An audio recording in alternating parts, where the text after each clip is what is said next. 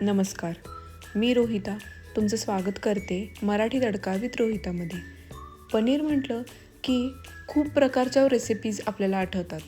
वेगवेगळ्या भाज्या, सॅलड्स म्हणजे खूप काही करू शकतो आपण. पण पनीर म्हटलं की सगळ्यात आवडती म्हणजे पनीर टिक्का मसाला. ही भाजी मला खूपच आवडते. तर आज मी ही रेसिपी तुमच्याबरोबर शेअर करणार आहे. तर पहिल्यांदा आपल्याला पनीर मॅरिनेट करून घ्यायचं आहे. त्यासाठी कांदा आणि शिमला मिर्च मोठी मोठी कट करून घ्यायची. इथं मी एक मीडियम साईजचा कांदा घेतलेला आहे आणि एक मोठी शिमला मिर्च घेतलेली आहे. तुम्हाला जर हवी असेल तर तुम्ही इथं 2 शिमला मिर्चसुद्धा वापरू शकता. खूपच लहान पीसेस नाही करायचे, मोठे मोठे भाजीमध्ये खूप छान लागतात. आणि मी इथं एकच कांदा घेतलेला आहे, कारण फोडणीमध्ये सुद्धा आपण कांदा वापरणार आहे. त्याच्यामुळे इथं मॅरिनेट करायसाठी एकच कांदा घेतलेला आहे.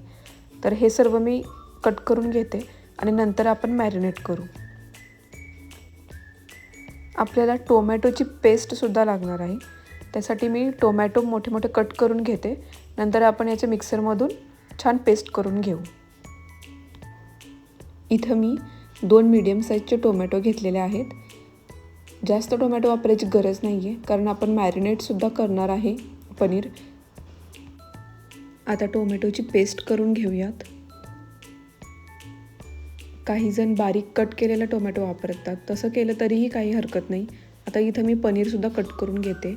जास्तच लहान नाही, जास्त मोठे नाही, मीडियम साईजमध्ये कट करते. इथं मी 250 ग्रॅम पनीर घेतलेलं आहे. हे कट करून घ्यायचं आणि नंतर आपण मॅरिनेट करू. तर इथं मी आता 1 वाटी दही आणि थोडं बेसन घेते. खूप जास्त बेसन नाही वापरायचं, कारण याने टेस्ट बदलून जाईल.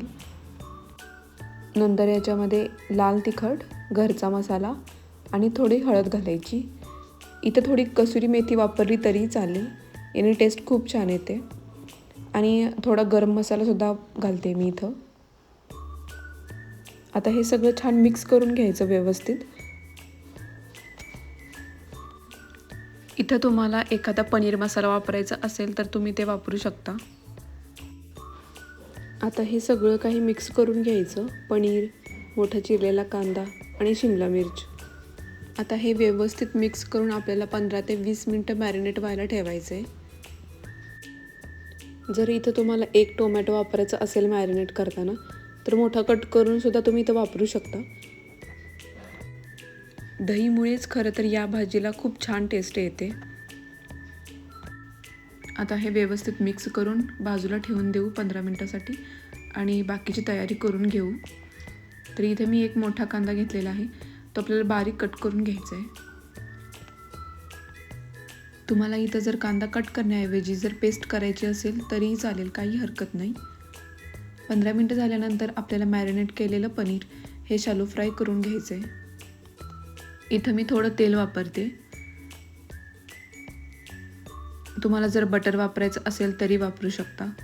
आणि इथं जास्त प्रमाणात तेल वापरायची गरज नाही, थोडंच वापरा, पण ते पॅनमध्ये सगळीकडे पसरून घ्या, म्हणजे आपलं पनीर हे खाली पॅनमध्ये चिटकणार नाही. आता आपण दही वापरलं आहे, त्यामुळे थोडं पाणी सुटेल, पण बेसनसुद्धा आहे, त्यामुळे खाली हे करपू शकतं. त्यामुळे थोडं थोडं हलवून हे आपण शॅलो फ्राय करून घ्यायचं आहे. हळूहळू फ्राय होईल तसं याचा रंगसुद्धा बदलत जाईल. खूप जास्त नाही, 3 ते 4 मिनटं मीडियम गॅसवरती फ्राय करून घ्यायचे. आता हे फ्राय करून झालं की हे बाजूला काढून घ्यायचं आणि फोडणी द्यायची आपल्याला. इथे मी थोडं तेल आणि थोडं तूप वापरते. जर तूपऐवजी बटर वापरायचं असेल तर तुम्ही वापरू शकता. पूर्णच बटर किंवा तूप वापरायचं नाही, थोडं तेलमध्ये मिक्स करूनच बटर किंवा तूप वापरायचं, म्हणजे हे जळणार नाही. तेल गरम झाल्यावरती 1 चमचा जिरे वापरायचं आणि आपण जो बारीक कट करून कांदा ठेवलेला आहे तो याच्यामध्ये घालायचा. आता हा छान फ्राय करून घ्यायचा गोल्डन ब्राऊन होईपर्यंत. मोठ्या गॅसवरती अजिबात कांदा परतायचा नाही, नाहीतर कांदा जळून जातो आणि त्याला टेस्ट ही खूपच वेगळी लागते. आता याच्यामध्ये मी लाल तिखट आणि आलं लसणाची पेस्ट घालते आणि ती पेस्ट व्यवस्थित परतून घ्यायची कांद्यामध्ये. आता मी हे मीडियम गॅसवरती परतून घेते.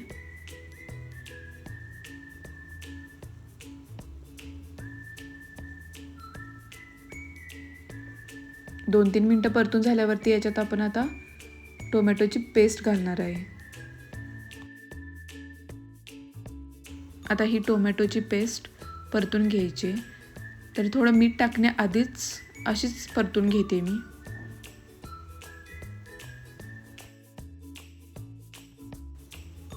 आता याच्यामध्ये चवीनुसार जसं तुम्हाला मीठ लागतं भाजीमध्ये तसं मीठ टाकायचं आहे. इथे मी 1.5 चमचा मीठ टाकले. आता हे टोमॅटो व्यवस्थित शिजून जाईल. आता आपलं फ्राय करून घेतलेलं जे पनीर आहे ते याच्यामध्ये घालायचं आहे आणि व्यवस्थित मिक्स करून घ्यायचं आहे. आता याच्यामध्ये पाणी घालायचं आहे कारण आपण बेसन वापरलेलं आहे, तर याची कन्सिस्टन्सी परत थिक होणार आहे. आणि जशी तुम्हाला कन्सिस्टन्सी हवी आहे, थिक हवे जास्त किंवा थोडीशी नॉर्मल हवे, तर त्याच्याप्रमाणे तुम्ही याच्यामध्ये पाणी वापरायचे. कारण याला शिजायला भरपूर पाणी असं लागत नाही, कारण शिमला मिरची, कांदा आणि पनीर आपण आधीच शॅलो फ्राय करून घेतलेलं आहे. इथे मी 5 ते 6 मिनटं हे व्यवस्थित शिजवून घेतले आणि थिकनेससुद्धा एकदम नॉर्मल आहे. खूपच पातळ नाही, खूपच जाड नाही. आणि अशा प्रकारे आपला हा पनीर टिक्का मसाला तयार आहे. तर तुम्हाला ही रेसिपी कशी वाटली हे नक्की कॉमेंट करून सांगा आणि लाईक, शेअर आणि सबस्क्राईब करायला विसरू नका. थँक्यू.